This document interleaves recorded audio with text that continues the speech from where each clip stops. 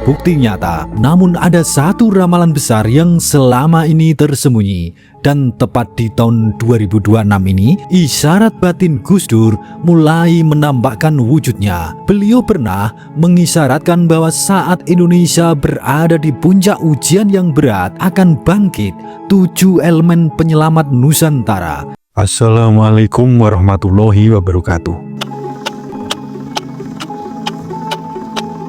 Banyak orang mengira tahun 2026 hanyalah tahun biasa yang penuh dengan ketidakpastian. Namun bagi mereka yang memahami ilmu spiritual dan memiliki kemampuan weruh sadurunge winara, tahun ini adalah titik balik besar bagi bumi Nusantara. Ingatkah panjenengan dengan ucapan-ucapan Gus Dur? Sosok Presiden Republik Indonesia yang ramalannya jarang sekali meleset. Mulai dari lengsernya Soeharto, ramalan dirinya menjadi presiden, hingga dinamika politik masa kini, semua terbukti nyata. Namun ada satu ramalan besar yang selama ini tersembunyi, dan tepat di tahun 2026 ini isyarat batin Gus Dur mulai menampakkan wujudnya. Beliau pernah mengisyaratkan bahwa saat Indonesia berada di puncak ujian yang berat akan bangkit 7 elemen penyelamat Nusantara. Siapa saja mereka? Apakah mereka tokoh-tokoh besar yang sering kita lihat di layar televisi, atau justru orang besar di sekitar kita semua? Jangan beranjak dulu, karena apa yang akan kita bahas dalam 9 menit ke depan akan membuka mata batin kita semua. Yang pertama, misteri siklus spiritual 2026. Sedulur semua, mengapa Gus Dur secara tersirat mengarah pada masa-masa seperti tahun 2026 ini? Dalam kacamata spiritual Jawa, Nusantara secara berkala harus melewati masa goro-goro atau pembersihan total. Ketika tatanan dunia goyah, ekonomi tidak menentu, banyak manusia mulai kehilangan arah serta budi pekertinya. Gus Dur dengan kedalaman batin dan makom kewaliannya sudah membaca tanda-tanda zaman ini jauh-jauh hari. Beliau tahu Indonesia tidak akan hancur oleh badai zaman. Mengapa? Karena tanah ini dijaga oleh energi spiritual yang sangat kuat. Penjaga itu berwujud dalam 7 elemen penting yang bertugas menyeimbangkan kembali bumi pertiwi. Mari kita bedah satu persatu dengan hati yang tenang. Yang pertama, Satrio Pinandito Sinisian Wahyu. Penyelamat pertama adalah sosok pemimpin yang memiliki kedalaman spiritual murni. Gus Dur selalu menekankan pentingnya pemimpin yang berjiwa resi. Mereka yang memimpin bukan karena haus kekuasaan atau materi, melainkan karena mendapatkan amanah gaib atau petunjuk dari Sang Hyang Widi untuk menyelamatkan moral bangsa dari kehancuran. Yang kedua, para Winasis Topobroto Amemuji Hayuning Bawono. Mereka adalah para ulama, kiai khos, dan ahli tirakat yang berdoa dalam keheningan malam di pelosok-pelosok pesantren dan tempat sunyi.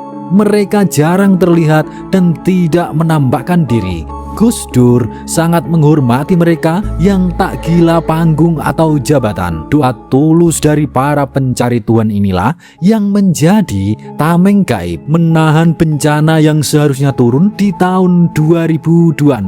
Yang ketiga, Yowana Grida Ambyaing Rahayu.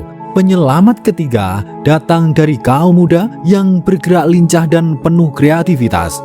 Gus Dur adalah sosok yang sangat futuristik. Beliau tahu zaman akan berubah. Anak-anak muda yang mandiri menciptakan lapangan kerja baru lewat teknologi, dan menolak pasrah pada kemiskinan adalah penggerak utama yang menyelamatkan roda ekonomi real dari bawah. Yang keempat, para kaki-kaki Rekso Budoyo Kinasih. Mereka adalah para penjaga tradisi, seniman, dan budayawan adat. Gus Dur pernah berpesan dengan tegas, Islam itu datang bukan untuk mengubah budaya leluhur kita jadi budaya Arab. Kita pertahankan milik kita. Kita harus serap ajarannya bukan budaya Arabnya. Dan di tahun 2026 ini, saat gempuran budaya asing mencoba mencabut akar bangsa kita, para penjaga tradisi inilah yang menyelamatkan ruh asli manusia Nusantara. Yang kelima, Bayu Sentono Manunggal Karso, yaitu kekuatan pertahanan dan keamanan. Aparat TNI serta Polri yang kembali manunggal menyatu dengan hati rakyat. Gus Dur selalu mengingatkan pentingnya menjaga kedaulatan. Di tengah tahun yang penuh gesekan kepentingan politik ini, ketegasan aparat yang berdiri tegak di atas keadilan tanpa bisa diadu domba adalah kunci kedamaian negara. Yang keenam, Kridaning Kulotani Ambalik Melarat. Jangan pernah meremehkan mereka yang tangannya kotor oleh tanah berlumpur dan air laut. Mereka adalah pahlawan pangan, para petani dan nelayan kita yang tangguh. Di tengah ancaman krisis pangan global, keringat merekalah yang menyelamatkan perut bangsa ini. Mereka memastikan bahwa di tahun 2026 piring-piring di rumah rakyat kecil tetap terisi makanan. Yang ketujuh, Kaulo Alit Sabar Ridho ing Pandum. Inilah elemen ketujuh yang paling magis menurut isyarat spiritual Gus Dur, yaitu doa dan keikhlasan dari rakyat kecil yang hidupnya sederhana.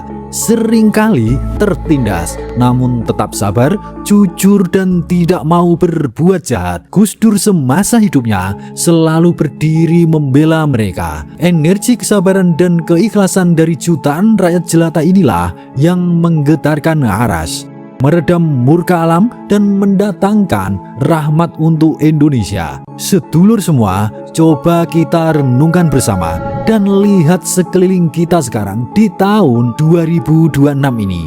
Ketika banyak negara mulai goyah oleh krisis global dan ego mereka masing-masing, Indonesia justru perlahan menunjukkan kekuatannya yang unik. Mengapa? Karena ketujuh elemen ini sedang bekerja bersama secara senyap tanpa mereka sadari.